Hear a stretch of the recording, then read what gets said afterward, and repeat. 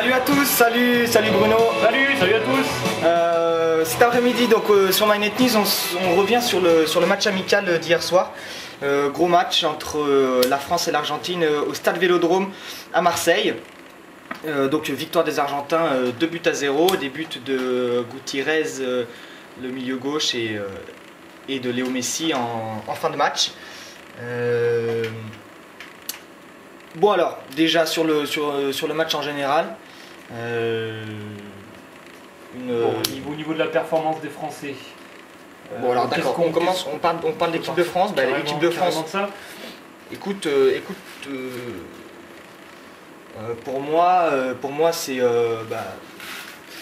bon début de match des Français. Alors peut-être il faut revenir aussi sur comment on a abordé le match.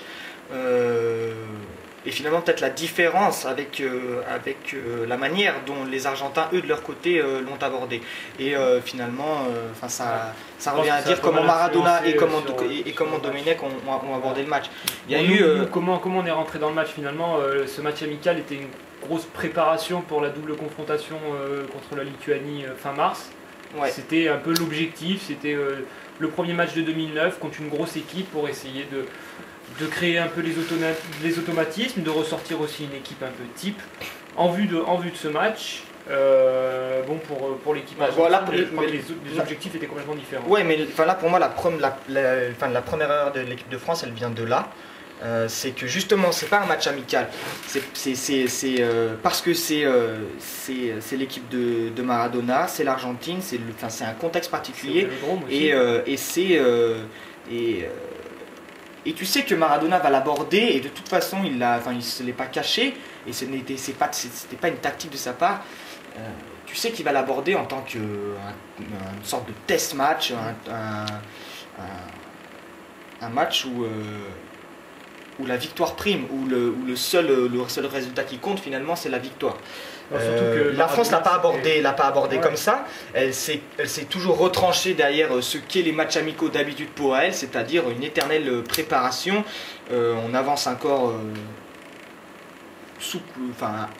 à couvert, caché, en disant bon ben voilà, de toute façon on peut pas tirer de gros enseignements, ou en tout cas on peut les tirer mais pas au niveau des résultats, et l'important c'est la Lituanie et tout. Il faut rappeler aussi que pour Maradona c'est quand même son deuxième match à la tête de la sélection argentine, il a quand même des choses à prouver. Bon, déjà au niveau de son caractère, Maradona a toujours abordé ses matchs comme un guerrier, et ça a l'air d'être à peu près la même chose en tant que sélectionneur. Donc il avait envie de prouver déjà que en tant que sélectionneur il pouvait faire le boulot. Il avait aussi envie de prouver que son équipe tenait la route face à une équipe quand même vice-championne du monde. Puis en conférence de presse il s'est pas foutu de notre gueule, hein. Il a annoncé, oui, en face il y a une très grande équipe avec des très grands joueurs. Donc voilà, je pense qu'aussi ce match était important pour lui pour arriver à mettre en valeur son équipe sur le plan sportif, sur le plan aussi un peu médiatique, pour nous rappeler, se rappeler qu'ils sont là aussi, et puis les remettre en selle pour les qualifications, comme l'a un peu fait le Brésil en dominant 2-0 l'Angleterre, je pense que c'est l'Italie, pardon. C'était une manière pour ces deux équipes sud-américaines de se relancer, de prouver qu'ils étaient encore sur le devant au niveau du football international. Mais sauf que nous, on se rend compte qu'on n'a pas relevé le défi jusqu'au bout, parce qu'on est arrivé, on voit, bon voilà, on peut parler du match. Première mi-temps, bon, de toute façon, tout le match ça a été un gros impact physique, il n'y a pas eu beaucoup d'espace, beaucoup d'engagement, il y a eu beaucoup de fautes, et puis c'était assez chaud sur le terrain. Voilà, preuve que c'était pas un match amical comme les autres. Et l'équipe de France donc a fait un bon début de match avec du pressing haut. Ils ont empêché les Argentins de sortir le ballon.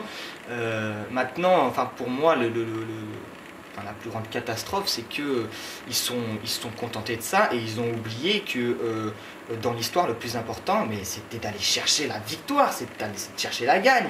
C'était voilà. Il y a une action qui est assez révélatrice. Vraiment c'était pour moi c'est vraiment une connerie. Au bout de 5 minutes, tu as une espèce de côté gauche, une espèce de combinaison Anelka Henry. Ils se font une espèce de festival de râteaux, roulettes stériles. Genre dire ouais mais non mais attendez, nous aussi on joue au ballon, vous les Argentins vous la racontez, nous aussi on peut faire des roulettes quoi. Et c'était, enfin c'est nul, c'est complètement nul. Et les Argentins n'ont pas fait de roulettes, simplement c'était simplement eux ils ont, enfin en tout cas dans le contexte du match ils se sont adaptés et ils se sont retranchés vers l'objectif ultime qu'avait fixé leur sélectionneur, mais dont ils ont été imprégnés de toute façon. C'était la gagne. Je suis pas vraiment d'accord avec toi par rapport à la performance des Français. Bon bah d'accord, l'objectif c'est quand même de gagner le match.